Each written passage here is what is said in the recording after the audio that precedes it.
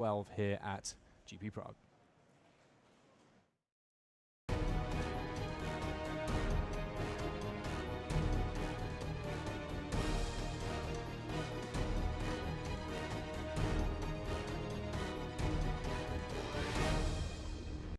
Hello and welcome to this round 14 of GP Prague. There we can see a couple of Pro Tour champions ready to face off. Paulo Vitor Dama da Rosa from Brazil. He's travelled all the way over, principally for the Pro Tour in Dublin, Pro Tour Ether Revolt, but this weekend he's having a lovely time. He's already got his game on here against Jeremy Dezani. Both of these players with white, but Paulo Vitor Dama da Rosa, the first person to be able to kick things off here. There we go. We had spoken about Ether Geode Miner, and finally it gets a chance to shine. And with not too much in the way of creatures from Jeremy Dezani, we are going to see attacks here. It's a Cogworks puzzle knot, so that's going to at least stop the Ether Geode Miner from doing that much, because it can always be blocked. It can always be blinked. That's the good thing about it. Yeah, if there's any kind of revolt synergy that Paulo Vitor Dama da Rosa is looking for, his entire non-land permanent base is ideal for it. He's got Implement of Improvement, which he can sacrifice, but he can also just spend the energy that he makes from attacking, flickering Ether Geode Miner, and yes, he does have some synergy there. Awesome. This is exactly what I wanted to see. Ether Geode Miner is doing the work, triggering Revolt easily because Paulo does not have a third land. That would enable him to work with the Implement. And now, Thopter Rest immediately, though. No energy up for Paulo, so that gets exiled. Countless Gears Renegade did get to make a servo from coming into play thanks to the flicker from that Ether Geode Miner. And now is the point where Paulo Vitor Dama da Rosa does need to keep things going. He's secured a trade there, so it does mean that if he's got a land, he might get more revolt going. Going to have to use his implement there, drawing a card, gaining some life, but desperately needs to find a third land here.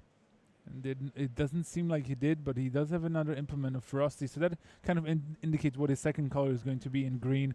I think he has Unbridled Growth in his hand, and one of my favorite cards in this color combination, the Renegade Rallier, which enables you to do some fancy things with the implements and or even cheap creatures.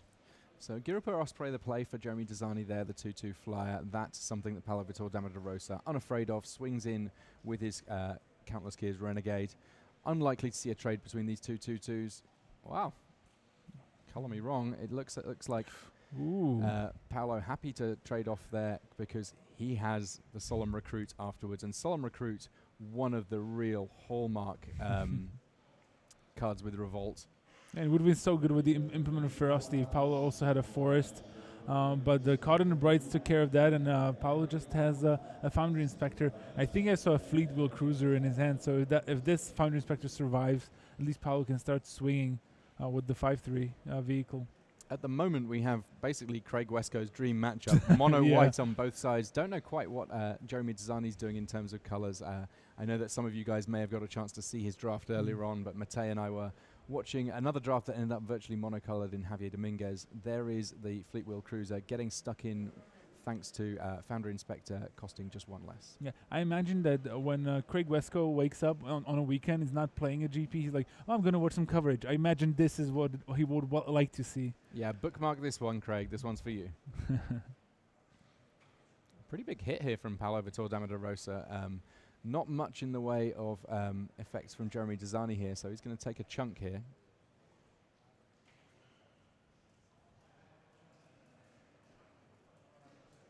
Cogworkers Puzzle Knot creating another servo. And it looks like another Caught in the Brights for Jeremy Dezani. If he ever eventually gets a vehicle in play, he could potentially be catching an awful lot of creatures in a little conga line. Yeah. Remember, this is not a draft league on Magic Online. These players actually have both sat on the same table. They were drafting from the same packs, and they both seem to be almost mono-white for now. The white seemed like it was pretty deep.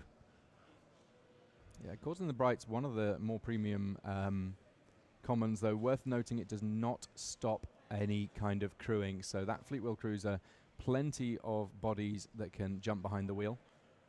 And Jeremy Dezani, he's going to need something to deal with the cruiser because on just 5 life now, he is firmly on blocks. Yeah, as I was saying, the card quality was pretty high on both sides. The Bastion Enforce is one of the weaker white commons. But Paulo drew a green sword, and he also has Unbridled Growth. He has the Renegade Rallier. Like he can really start popping off, as we like to say, if he can, because he can easily get revolt through Red Unbridled Growth or the implement. I mean, step one here seems like it may simply be attacking. Yeah. I mean, there is trample on that fleet wheel cruiser, so he's going to be able to get some amount of damage through. And Paolo might actually decide to put a counter on the fleet wheel cruiser just to hit him for more damage and force Jeremy to double block with both of his creatures while still falling to 2. There's the Unbridled Growth. He's gonna. I assume he's gonna get green and then sack it. Means he has revolt. This is a sweet play. So Renegade rallied the Unbridled Growth back. He's basically generating extra mana here. Yep. At least extra green mana. And there's the swing in. So now Jeremy will be forced to double block.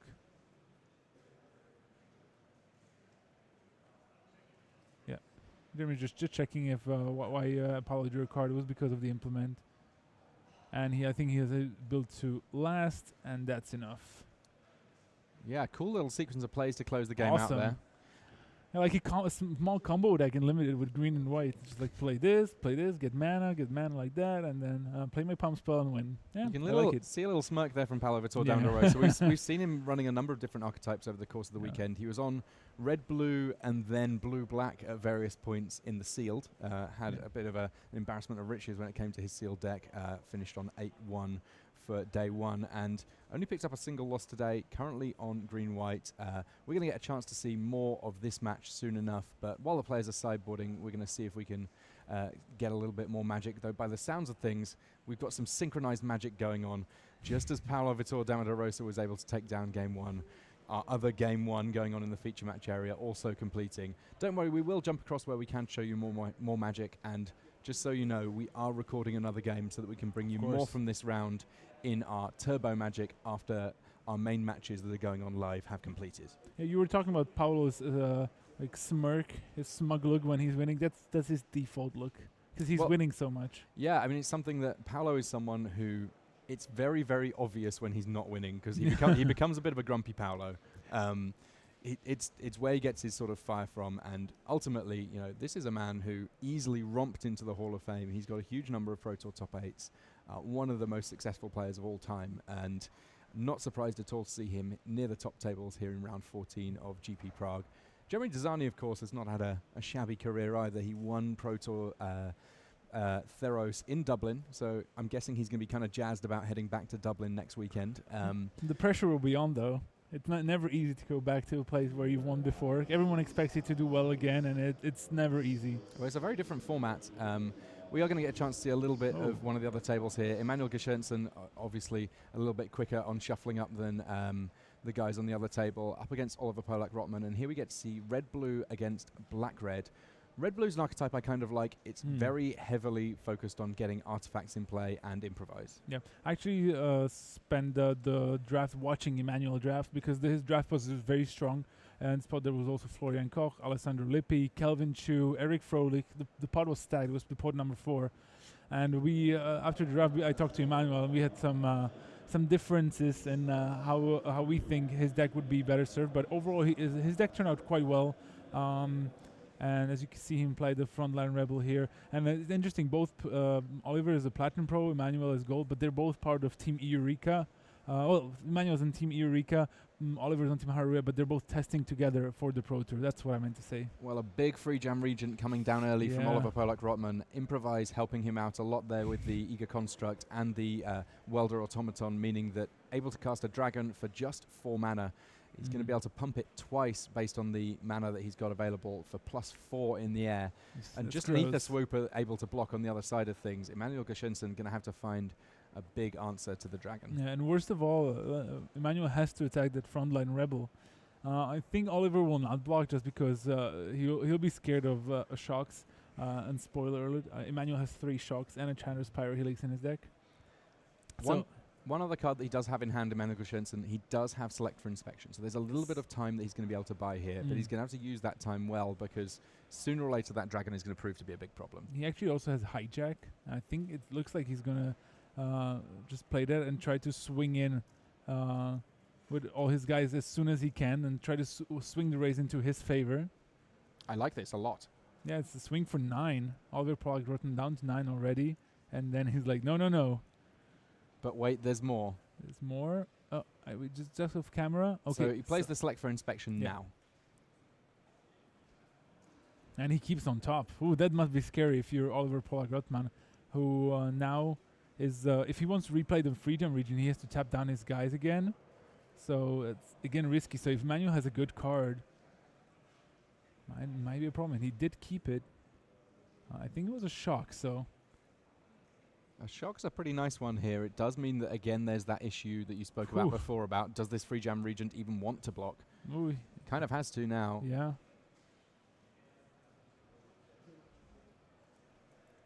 We're going to stay with this match for just a second or two longer. Ooh, nice sequence. Again, a shock to finish off the region and playing a flyer right away in the Hinterland Drake. Very good sequence of play for Emmanuel Gershenson. And we're going to stay here because we want to see how this match turns out with Emmanuel already leading 1-0. Yeah, the other match has just kicked off. We're not going to miss too much of it, I don't think.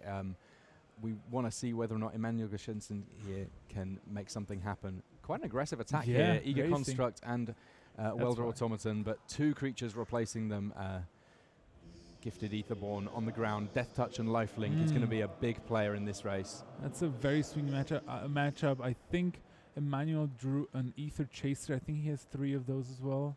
And looked pretty good, but the Gifted Etherborn, the Lifelink, really important. So I actually think this match will go on for a little while. So I think we should check back on the Pro Tour winners. All right, let's go and see some Pro Tour winners squaring off. Ooh, look at that. That's fancy. Picture in picture, we get a bit of both. So just so you get a bit of an update on what's going on the small screen to the right there, that is Paolo Vittor Damaderosa and Jeremy Desani. Already one caught in the brights, this time from Paolo. And Paolo also has a Consulate Dreadnought in play. That kind of an interesting one. The Dreadnought, it's got a big crew cost, but if you can crew it, it attacks for a ton. Yeah, I assume Paolo has some other synergies for it. But Jeremy, quicker outer blocks here. I mean, it may simply be a case of Paolo Vittor saw so many copies of Caught in the Brights from Jeremy Desani that he's like, well, if I'm going to have these creatures that sat on lockdown, they can still crew vehicles, and I've got this great vehicle. Well, great as in... Great as in substantial, not great as in... it's good. large. Oh, it's definitely large. Look at that card. Yeah, I liked how Andrei Strasky came in today at 6-3, drafted the deck with Consulate Dreadnought and Siege Modification, didn't manage to put it together in his first match, and then just went home to practice draft with his teammates for the Pro Tour. He got in one draft of practice. Yeah, exactly. With Steve Rubin as well, sitting next to him. Lovely stuff. So, as things stand, Jeremy Desani looking to push the tempo a little bit. Both of these players have got all of their colours. We didn't see any non-white cards from Jeremy Desani in Game 1. Quite a departure here in Game 2. 3 islands in play, helping him power out an Ether Swooper initially before sticking to Plan A, which is white creatures. Let's see how it turns out. It is quite different from what we've seen in Game 1. Lack of creatures. And very few planes in play overall. Certainly compared to last round. So Avery Mechanic there getting its block on, and with a built to last, that block looks likely to be successful. Will we see a trick from Jeremy Desani here? He's lining up his lands. And he's got a good one. So that's Illusionist Stratagem. That's a sweet one. So he gets to flicker 2 of his guys, get rid of the Caught in the Brights, save his creature from damage, and also gets to draw a card. All of these things powerful. Illusionist Stratagem, a card that I've heard described as swingy, and I think that's kind of accurate because sometimes you get to do cool things like that. Yeah. Other times it's kind of sat in your hand, not really achieving a whole lot. Yeah, it was pretty sweet. Here, Paolo now has Unbridled Growth. A great Revolt enabler, and it looks like it's going to be triggering Revolt immediately. Yeah, he also got energy from that flicker for the Ether Swooper, which makes it that much better. Where's the follow-up here for Paolo? Revoke Privileges? No, Solemn Recruit with Revolt. That's the way you want to do it. That's sweet. The Avery Mechanic that's already in play, another great way of triggering Revolt in white. A 3/3 double striker for Paolo Vittor Damaderosa, and it does have the potential to get larger.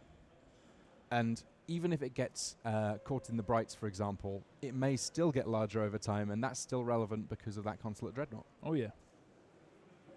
I like where this is going. I mean, it looked like Jeremy is firmly in control, but he can lose this game very fast if he's not careful. He only has a flyer in the air.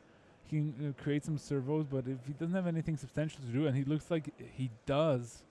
Well, it's all about the cards that you were talking about as cards to look out for before we started. Because Dawn Feather Eagle, 3/3, it's going to pump the team, it's going to give them all vigilance.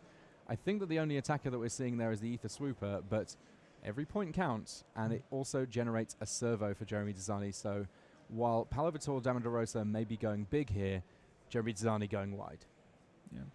So the only thing we're missing from my white cards to watch is the aerial modification, which would be actually super sweet on either the Solemn Recruit or the Consulate Dreadnought.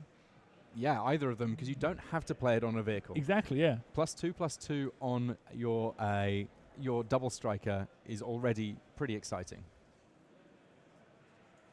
So Solemn Recruit getting stuck in here. And a Revoke Privileges on the Eagle. I like that, just saving on a little bit of damage. Revoke Privileges in the face of vehicles are a little bit better than Caught in the Brights, though there's not the potential to at some point fully remove a creature using a vehicle. Yeah. Paolo protecting his life total a little bit there with a block. There's a trade. Oh, Jeremy doesn't have any haymakers this turn.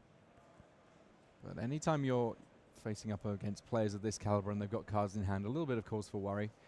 Implement of Improvement there. Sweet. I love this card. I've over the tournament I've been super down, and now I'm like super high on these. Yeah, I think that of all of the implements, it was the one that I was least high on before the tournament started. I wouldn't say that it's a card that I'm looking to pick super early now, but I will definitely be picking it earlier than I was previously. Yeah. And part of that will be because if I don't, I might not see it. Yeah, exactly. And now looks like is Jeremy doing something in response, or at least in Paolo's turn, because Paolo will be probably looking to add another counter at the end of the turn. Not just yet. Just swinging for 6. Double strike adds up fast. Oh yeah. Post combat we have a little bit more. There's the Ether Geode Miner.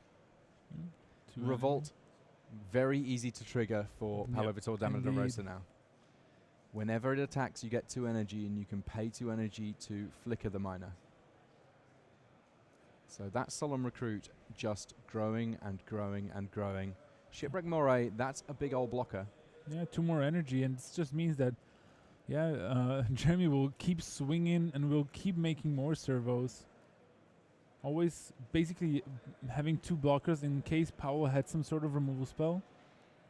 I quite like that, and Ether Geode Miner just trades with the Countless Gears Renegade, and the Paolo takes 3. Paolo living off the top of his deck at this point. Yeah, pretty much. Yeah, the Consulate Dreadnought again not doing anything of significance.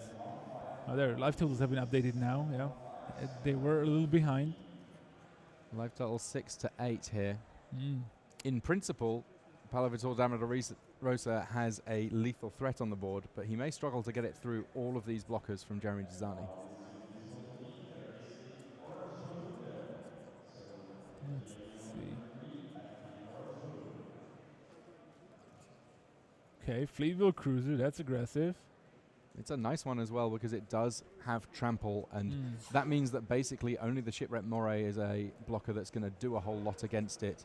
But if it simply blocks and doesn't use any energy, it's going to die, and the cruiser will not. There's not really any combination of energy spent here that is exciting for Jeremy Dzani. Yeah. You can see Jeremy's counting already. He's thinking, all right, well, if I don't block with my Moray, I can attack with it, and Paolo has to block it. For how much am I swinging then? I'm seeing 4, only 4 damage in that case. And so Jeremy, he has to be very careful about how he wants to block here.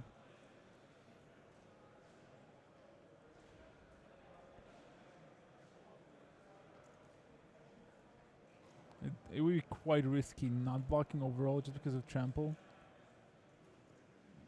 At least he doesn't have to worry about cards in hand from the Hall of Famer. Yeah. I mean, all the information is out there. He knows what he has in his hand, and he knows that Paolo has no cards. Everything's on board. He's thinking.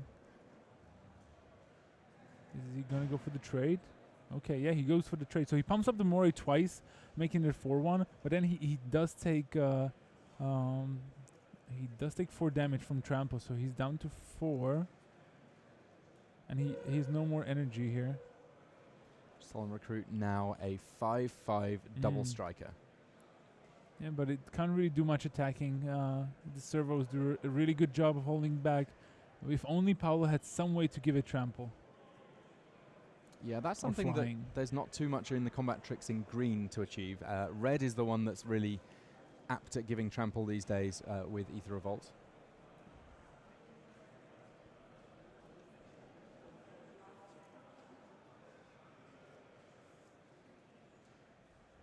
So the action back on Dazani. He probably then doesn't have much going on of his own. You can see the look in his face. I've come to learn that this effectively is Jeremy Dazani's poker face, looking a bit concerned about what's going on. Yeah. I don't think, even watching him win the Pro Tour, he looks pretty concerned throughout the match with his friend Pierre Dajon. Yeah. Yeah. Jeremy's swinging. I assume he's going to play a creature here. That's just how he plays it out. Yeah, there's a Bastion Enforcer. It's not an exciting creature, but a creature it is nonetheless, and that's not a bad place to be. Yeah. No. So another servo hits the bin. Foundry Inspector looks to be the follow-up here. Mm-hmm. So that means that Paolo has a blocker for the Bastion Enforcer. But I think Caught in the Brights on the blocker. And swing in with everything. Jeremy, you got to swing with everything if you want to win. Paolo's on 5. No. Oh. Okay, our life totals probably weren't updated correctly. Because, Paolo just put the cards together. I mean, Jeremy could have attacked with the servo as well if Paolo wasn't idiot on 5, so I don't think it mattered. Alrighty, well that match will be going to a game 3. Just to let you know, Synchronized Magic continues on our other table that we've got a camera on for live Magic. Also at 1-1, you can see, look, it's the shuffling show. Oliver Perlek-Rotman against Emmanuel Geschensen.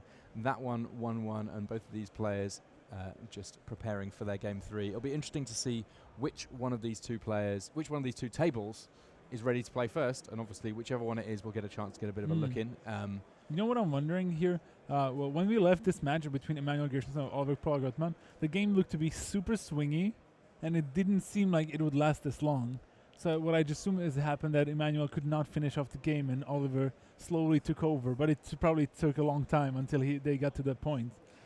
Well, those of you that were watching the match that we were can probably figure out exactly how long it took, because more or less the same amount of time as Paolo and Jeremy's game. It was a long time though. I want to see how that ends up, because it's like the Austrian grudge match. It's the two of the best Austrian players right now, where I think Austria overall is doing pretty well as a country. Also Valentin Mackel, Gold Pro last year. They were doing pretty well. So I want to see what happens, because remember, both Paolo Vitor Damodarosa and Jeremy Dazani, as well as the other two players, they're all 4 are at 11-2, which with this amount of players means that they will have to win not only this match but the next one as well to get into the top 8. But I think all 4 players tiebreakers are pretty good, so if they would win both matches, they would get there. Yeah, not too many players that have the ability to win in this round. There's only 2 matches. Yeah. And we may get a chance to get a look in on some of them in our video replay after we come off our live games that are going on here.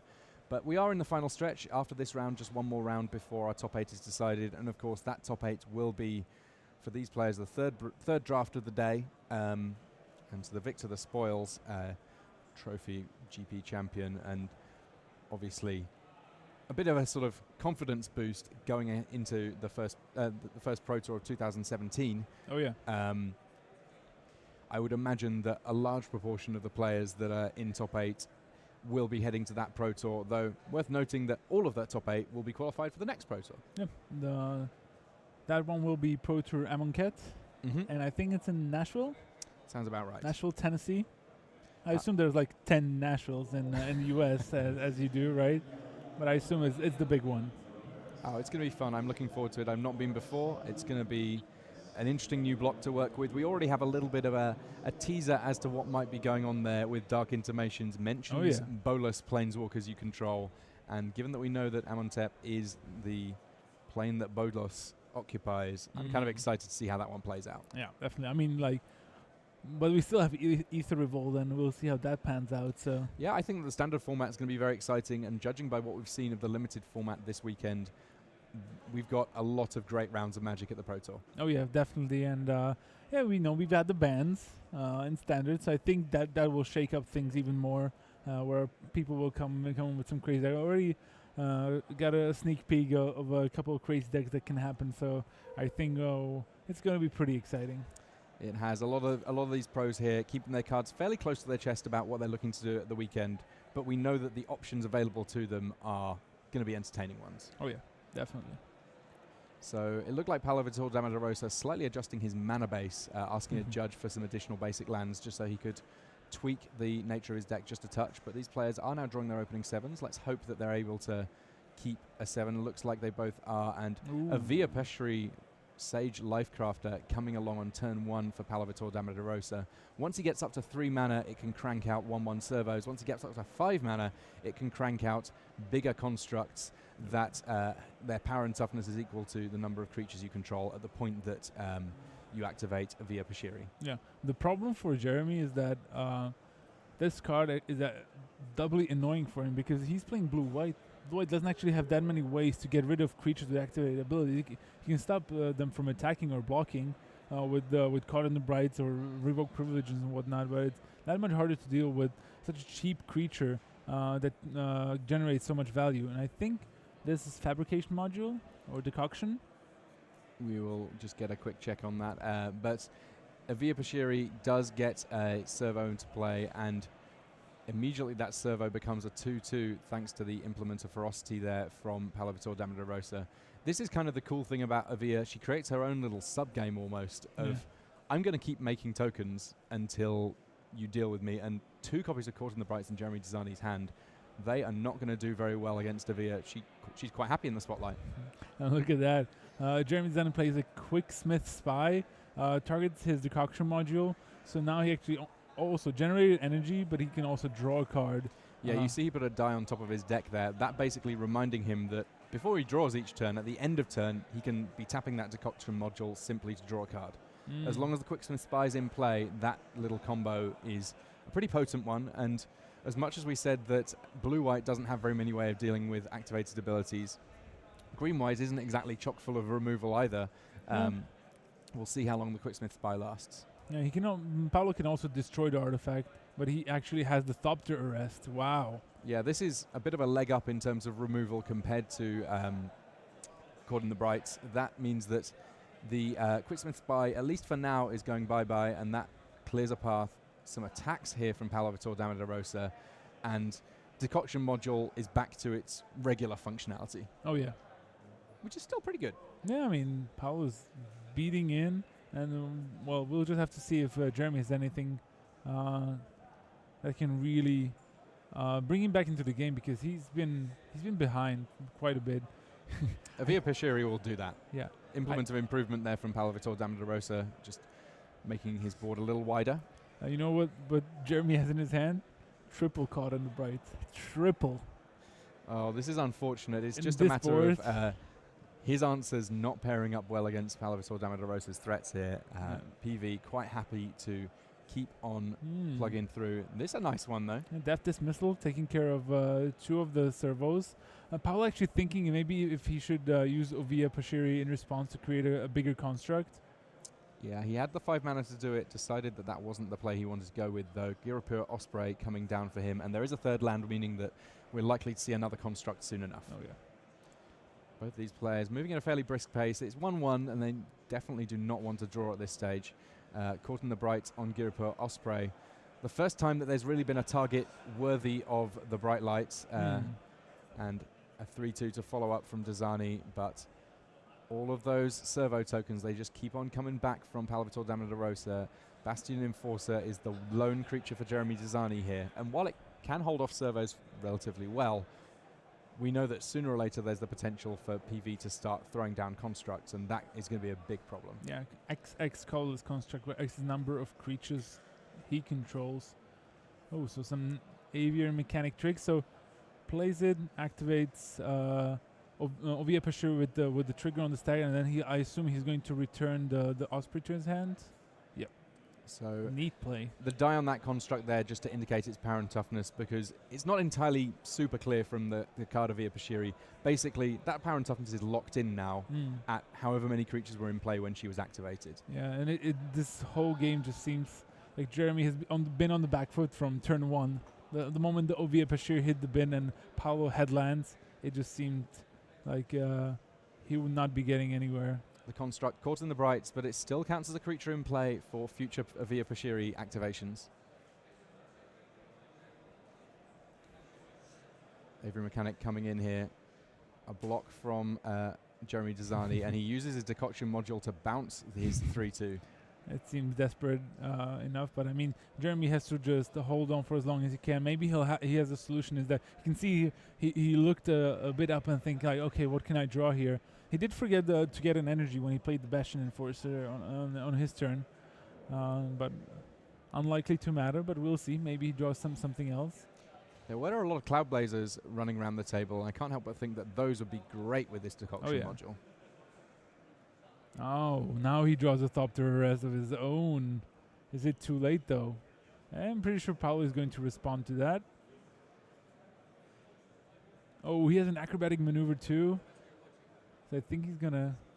So first up, he's going to activate Ovia Pashiri. Now, warning signs if it's being activated for its cheaper ability here. There must be a reason that PV needs that additional mana. We're going to find out about it soon enough. Acrobatic maneuver says... I'm going to exile my creature, return it to the battlefield, and draw a card. Yep. Powerful plays here, effectively countering that Thopter arrest. Yep. Now, technically, the Thopter arrest's still in play. It's just that it's not got anything exiled under it. Yes, it should be in play. Yeah. They didn't forget energy this time.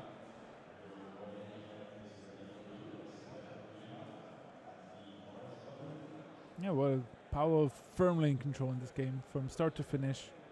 He even has the white implement in play for a long time. Has never seen the need to sacrifice it. He's been swinging.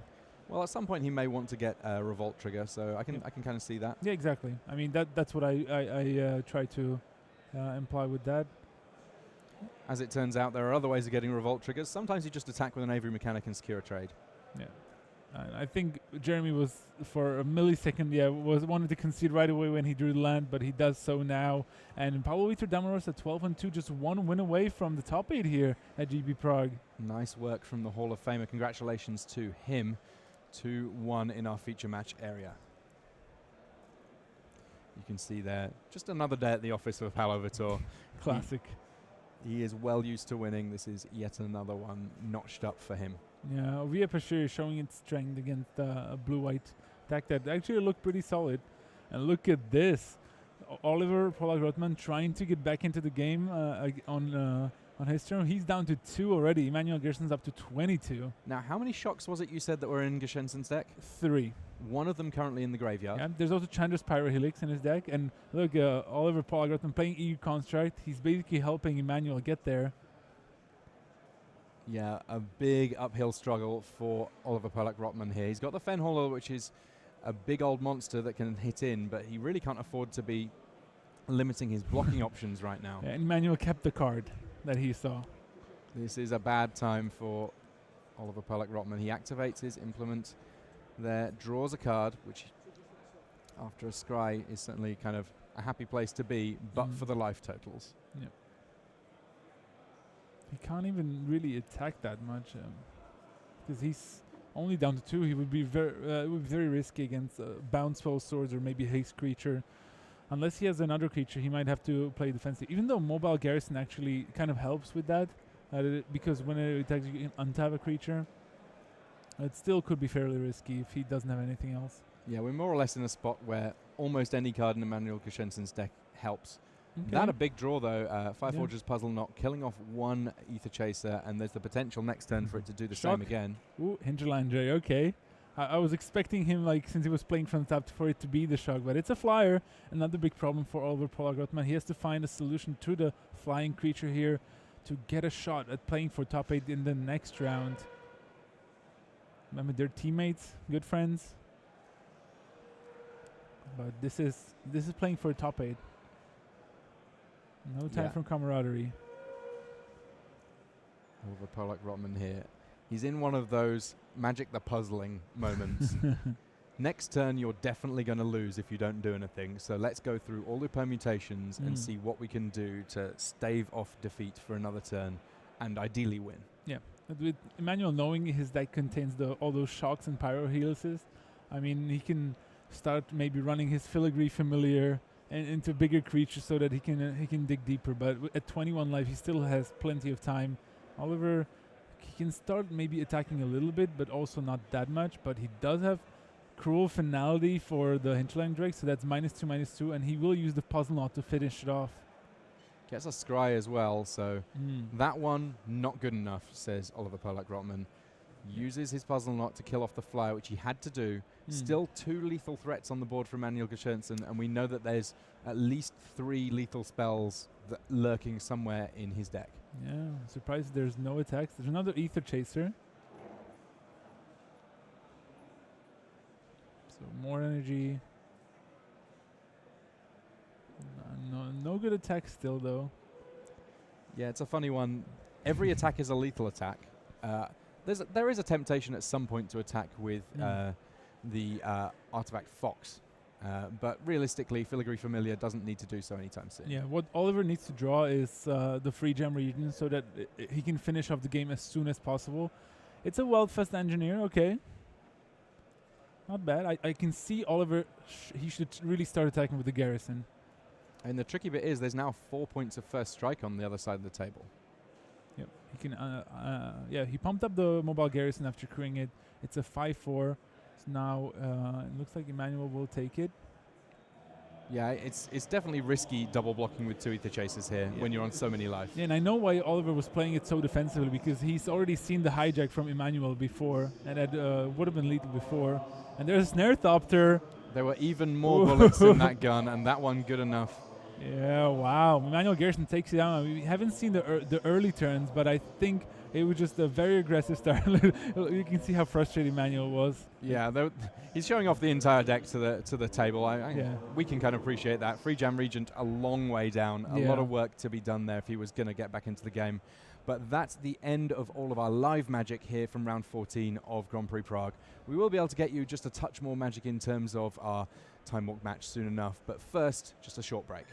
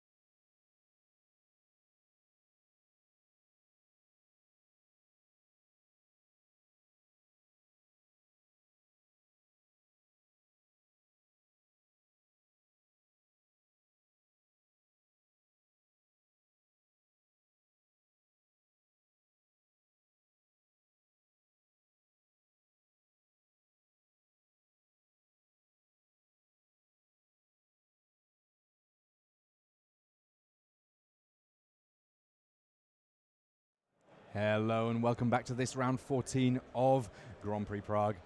We have one turbo match left to show you, and it's a big one. Joachim Sjoberg against Ivan Floch, and this is a big one.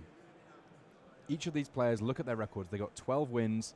Sjoberg has a draw. Ivan Floch has one loss, but a win here is basically them in top 8. Yes, so the winner makes it in. Sjoberg, I think, is the last undefeated player in this tournament. And funnily enough, I talked to Ivan before this round, and he was so proud of his deck. Yeah? Because he's playing 15 lands, no Renegade maps.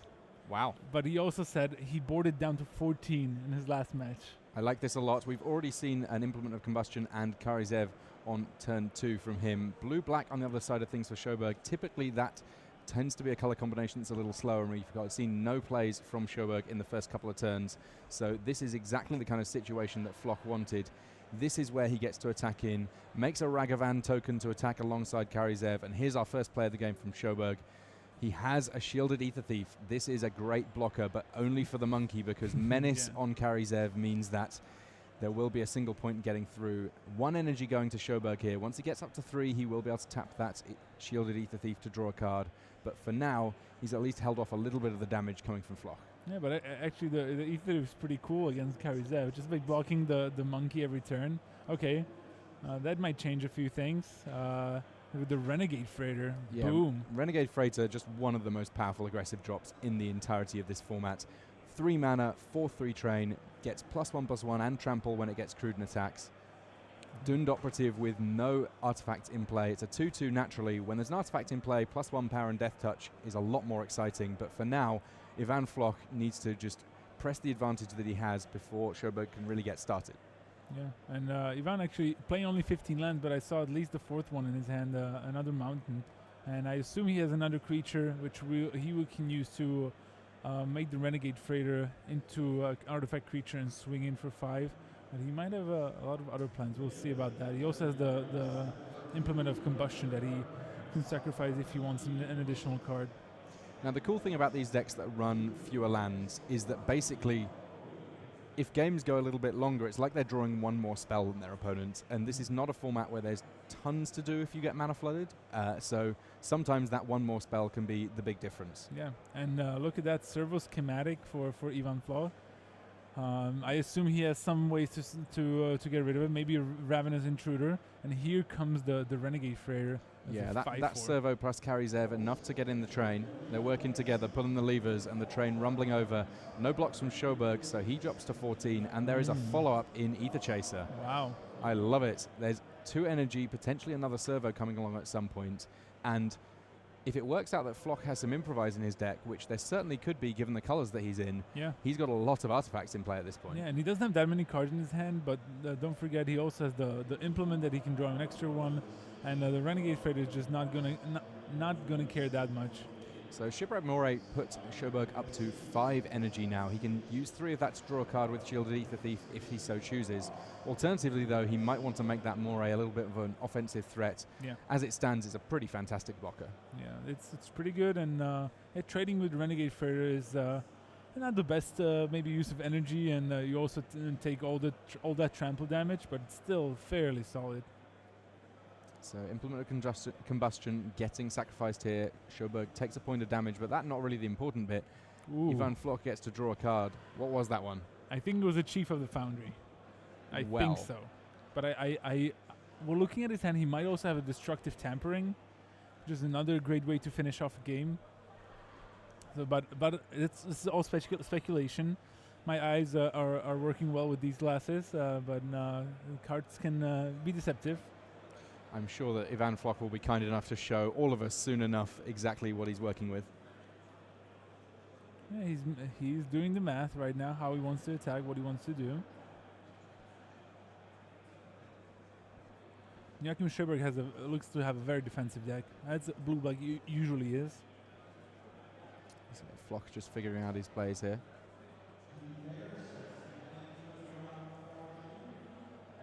You mentioned that this is a GP that you'd be particularly keen to win, as it's kind of a local one for him. Kind of local one. I mean, he has a lot of Czech friends. He actually spends a lot of time in Prague in general. One of his best friends is Stanislav Sivka, Pro Tour Return to Ravnica champion. who doesn't really play that much Magic anymore, but yeah, they like to hang out anyway. And it was indeed a Chief of the Foundry. Well, that gives all of his artifact creatures +1/+1, and Renegade Freighter, once it's crewed, does qualify for that. Yeah, one of my first seal decks with triple Kaladesh, I had 2 Chief of the Foundry and 2 Renegade Freighter. And it seemed very good, but only then, only after I finished the league, I realized that this is not that common to happen. So there we go. Carry Zeph, Ether Chaser, everything's attacking. Ivan Floch wanted another servo token. He's a swinging. Ether Chaser, of course, making a 2/2 servo thanks to that Chief of the Foundry. Yeah, Sjoberg just sort of stunned, looking at what's coming at him and trying to figure out if there's any decent blocks for him here. I mean, he can. I think he's in decent shape so far. He can. His blocks can be somewhat profitable here.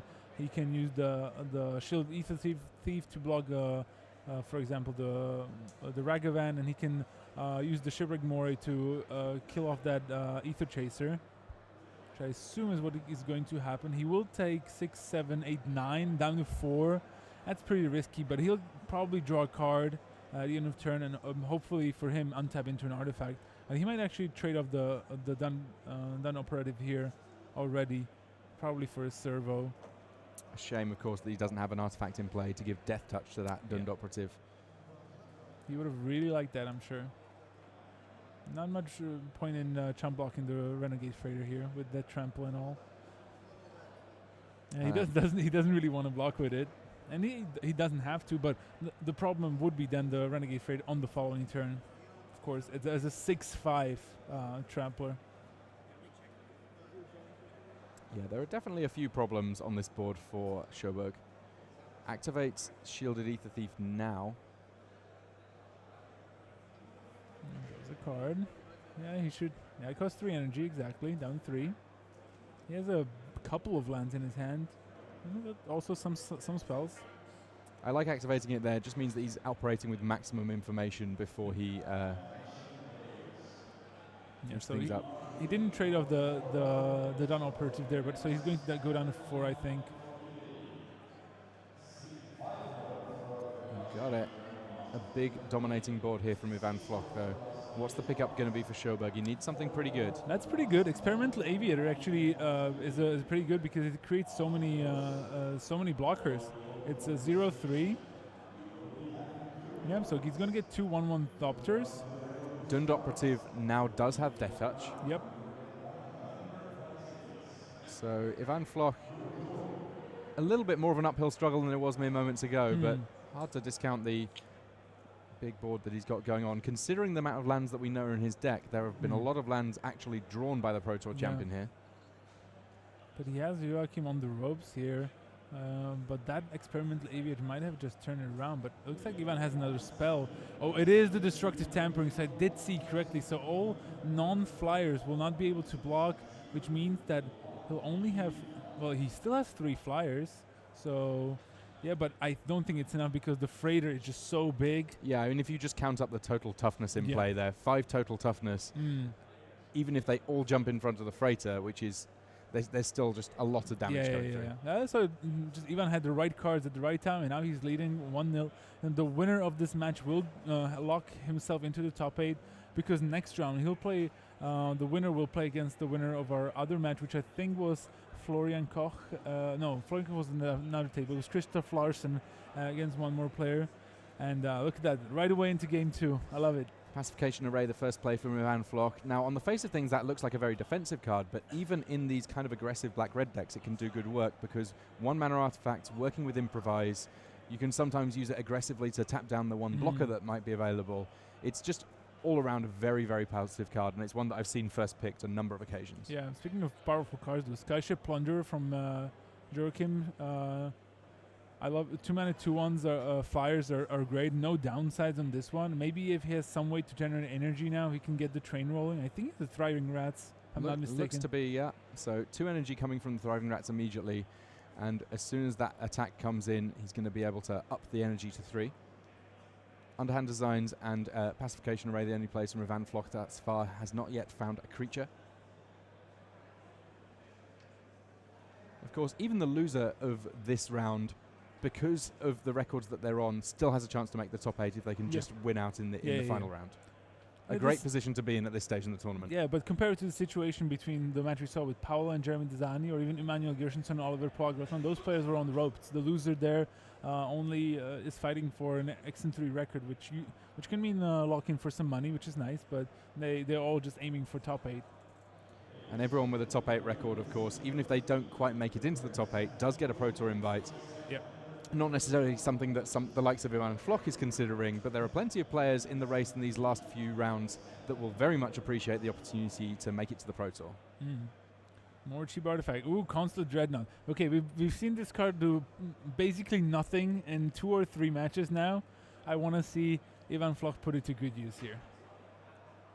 Yeah, in this instance, it didn't even mean that the underhanded designs got activated, though there is 2 mana up now such that Floch can fire off that underhanded designs as a removal spell if he so chooses. Yeah, or you can use a prismatic array, pacification array rather. I'm already, prophetic prisming, prismatic omening, whatever. These card names, jeez.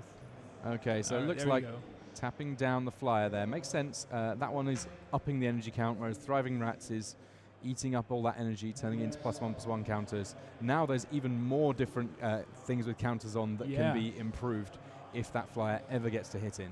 Yeah, look at that, more energy now. Shipwreck Moray from Sherberg. It's a different game, this one, completely. We've seen a much more aggressive stance from Sherberg, able to enjoy the fact that Ivan Floch has yet to play a real creature. I mean, at some point, Consulate Dreadnought might turn into a very, very large creature, but right now it's a 1-mana artifact. It's a ship just sat in the harbor watching on. No siege modification. Disappoint. I wonder how good that will be right now. How good a 10/10 first strike would be? Pretty good. 10/11, sorry. 10/11, yeah. It will be okay, I guess. But I like what Sherberg has going on here. He can increase the number of counters on the Thriving Rats, or he can increase his energy. It's pretty neat here. And that's why the Plunderer is such a good card. It is a pirate. We have a little tiny little pirate theme in Aether Revolt, which I'm sure that there is a subset of players, maybe Commander players, I don't know, that are very excited to have that tribe supported once again. Well, I mean, maybe for their pirates versus ninjas, dual decks. It's an important feature. I know people are always clamoring for more pirates and ninjas, so I mean, there's bound to be someone's going to be happy, right? All right, Pacification Array being activated on the Thriving Rats. Interesting. I want to pop this. It's like he will. He's going to pump up the Moray once or twice. Just once for now. And then another one. All right, decision time, Ivan. Yeah, I think he's going to go for the Plunderer, though. Even though the Moray is really hitting hard. Okay, and he pumped... Wait, no, the Thriving Rats with tap. You can only use the ability when it attacks, so... Nice try there. Yeah, he's saying sorry about that. Getting a little excited there, Sherberg. I mean, it's an exciting day for him. There's no two ways about it. I mean, he's still undefeated. That's incredible. He's basically guaranteed a money finish that he can take home. It's bound to make him happy. Okay. Doomed Operative coming down. Is there an artifact? No, there is not. Just an Alley Strangle, but that's a lot of creatures compared to the 0 from Ivan Floch.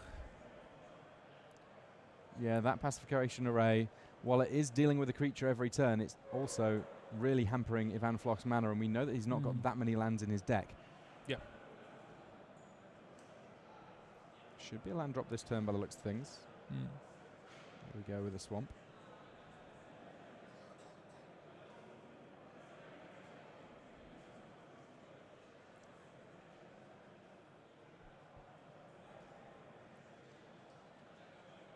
An awful lot of different threats to deal with here. Let's see whether or not he's going to be able to at least balance the board up.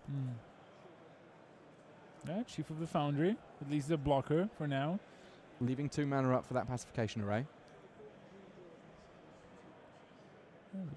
Sherberg is actually running out of energy here, so his Moray and Thriving Rats slowly but surely will do less and less. But that's Cogwork Assembler. That's an artifact for the Dun Operative. That's very relevant. Also, with 6 lands in play, it's not going to be too long before the assembler is able to work its magic, creating copies of artifacts. It's not very mana efficient, but sometimes you've got no cards in hand, you draw a land, and at that point it's like drawing a spell. Yep.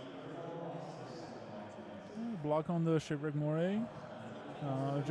Shipwreck can decide if he wants to trade here by spending 2 energy. Or if he in his shoes, I would just let the creatures bounce off each other. And he just needs, I don't think he has any cards in his hand, but he's 1 turn away from starting to activate the assembler. And okay, so pump once? Was it pump twice? Right.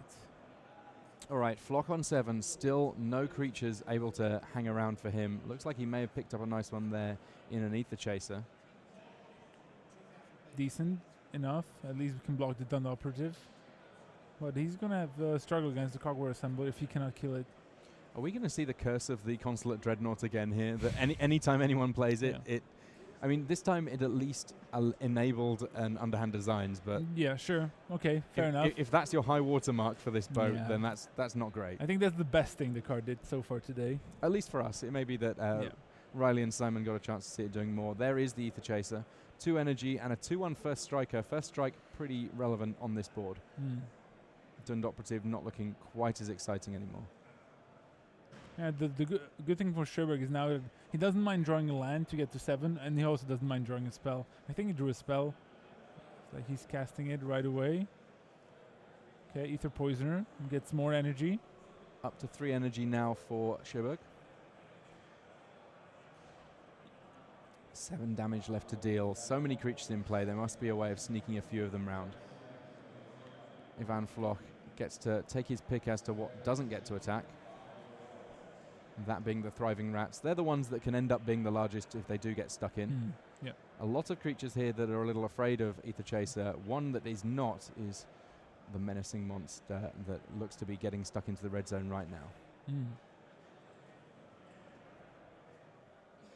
Has a swing in for 4. I don't think Ivan's going to block. He's going to go down to 3 here. Let's see if he can draw something good to deal either with the Alley Strangler or the Cogware Assembler, or ideally all of them at once. It's going to need to be something pretty epic. I mean, there are a number of cards within black and red that can basically clear this board. We've seen Incendiary Sabotage.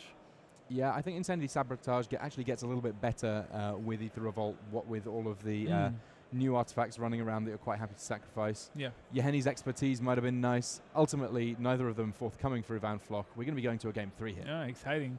I think Ivan drew an Enraged Giant just a bit too late. Could have been could have seen some more use out of that Constant Dreadnought, but so far it's 0 for 3 in our books. But number 1 in our hearts. Yeah. Of course. We want to see it with Siege Modification. Oh, I was hoping turn 1, Dreadnought again, let's see it. It's all right, you can play it on turn 2. It doesn't make any difference to that clock. Implement of Combustion, though, the play from Ivan Floch. Getting that one down early, turn 2. All right, now we got a nice one. Yeah, Ravenous Intruder, 2 mana, 1/2. Nickname Atog. Yeah, the spiritual return of Atog. 1 mana, 1/2. You can sacrifice an artifact to give it +2/+2 until the end of turn. The one important difference between it and an Atog, the creature type, it's a gremlin. Atog does not like it, but the other gremlins are pretty happy to have it on board. Yeah. That's a decent creature. Combining with the implement, it's fairly nice. We also saw Servo Schematic, and Ivan's deck it can nicely enable Improvise, but it also works really well with the Intruder. Thriving Rats here does not prove to be large enough to scare off these grubs. The Gremlins getting stuck in, just a single point there, and on turn 3 a Renegade Freighter. Okay, no swamps yet for Ivan Floch, but yes, some cards. So Renegade Freighter brought him to victory in game 1. Let's see if he can do that again.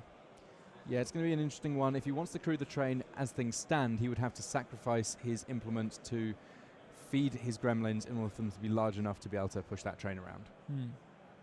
Thriving Rats coming along and energy getting spent such that it's 2 points of damage coming through. Ivan says fair enough, marks it down, goes to 18. What's the follow-up here from Sherberg?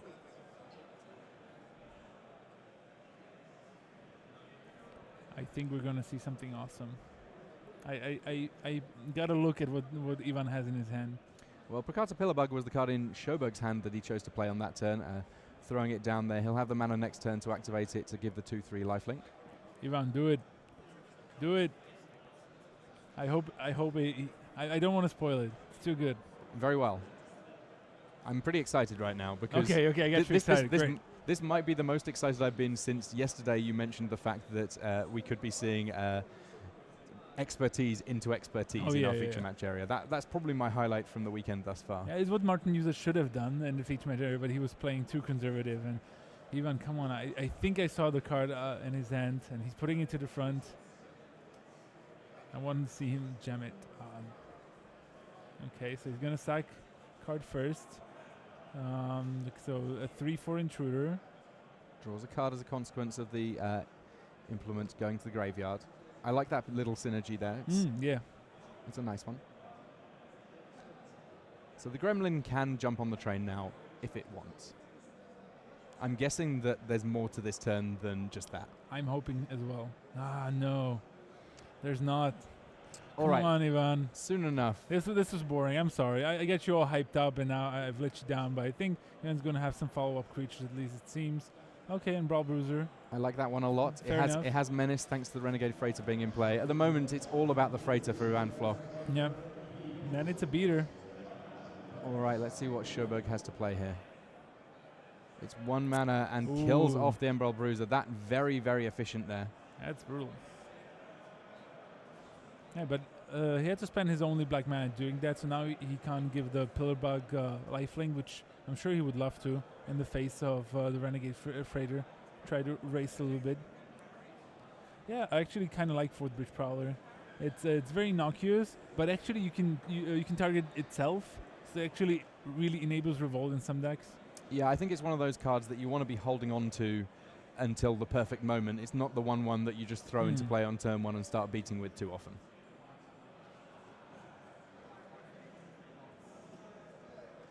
All right. I'm really hoping that at some point this hype it's happening. is real. It's happening. It's happening. Siege modification on a Renegade Freighter.